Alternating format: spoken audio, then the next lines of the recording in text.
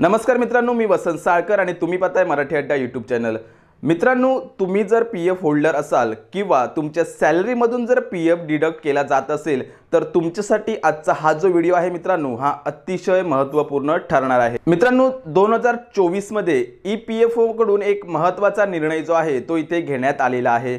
तुमच्या पीएफ अकाउंटला date of birth मध्ये जर तुम्हाला काही करेक्शन करायचं असेल किंवा डेट ऑफ बर्थ अपडेट करायची असेल तर तुम्हाला आता आधार कार्डची गरज भासणार नाहीये। मित्रांनो, ईपीएफओ कडून डेट ऑफ बर्थच्या अपडेट किंवा करेक्शनसाठी आवश्यक असणाऱ्या जन्म पुराव्याच्या कागदपत्रांच्या यादीमधून मित्रांनो इथे आधार कार्ड जे आहे ते आधार कार्ड हटवण्यात आलेलं आहे आणि त्या संदर्भातील जे सर्क्युलर आहे मित्रांनो ते 16 जानेवारी 2024 रोजी श्रम एवं रोजगार मंत्रालय भारत सरकार यांच्याकडून एक सर्क्युलर जे आहे ते इथे जारी करण्यात आलेले आहे आणि या सर्क्युलर मध्ये नक्की काय काय माहिती सांगितलेली आहे मित्रांनो ती आजच्या व्हिडिओमध्ये आपण इथे जाणून घेणार आहोत।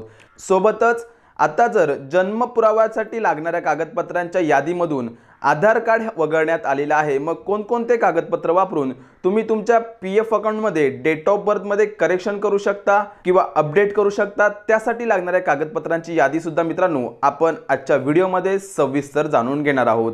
चला तर मित्रांनो, इथे आता आपण व्हिडिओला सुरू करूयात। मित्रांनो, तुम्ही इथे पाहू शकता 16 जानेवारी 2024 रोजी श्रम एवं रोजगार मंत्रालय भारत सरकारकडून या संदर्भातील सर्क्युलर जे आहे ते इथे काढण्यात आलेला आहे।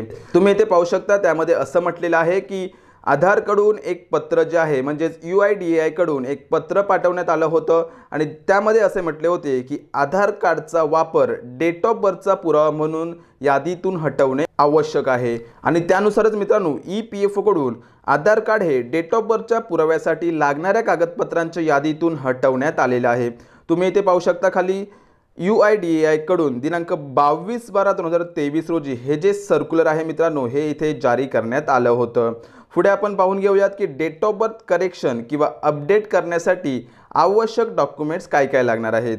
तर 5व्या नंबरला मित्रांनो तुम्ही इथे पाहू शकता आधार कार्ड हा जो पर्याय आहे तो आतापर्यंत दिसत होता, परंतु आता आधार कार्ड जे आहे मित्रांनो ते या यादीतून हटवलं जाणार आहे। मग मित्रांनो आता आधार कार्ड सोडून तुम्ही इथे सांगितल्याप्रमाणे इतर जे कागदपत्र आहेत त्यांचा वापर करून तुमच्या पीएफ अकाउंट मध्ये डेट ऑफ बर्थ करेक्शन किंवा अपडेट करू शकता।